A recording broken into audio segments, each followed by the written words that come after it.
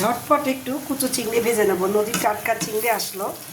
আমি চুলায় চাপিয়েছি বেশ অনেকগুলো পেঁয়াজে অল্প একটু তেল দিয়েছি একটা ছোট্ট কড়াইতে, এবং পেঁয়াজটা একটু নরম হয়ে এসছে।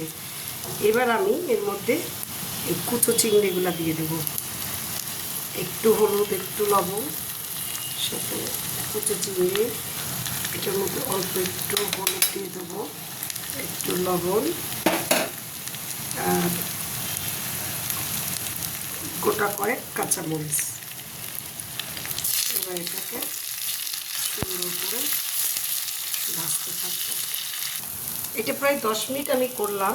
এরপর এর মধ্যে আমি লাস্টে একটু ধনেপাতা ছিটিয়ে দিলাম আর 1 কোয়া যে কাগজি লেবু এর রস। এবং এটা এত মজার একটা খাবার।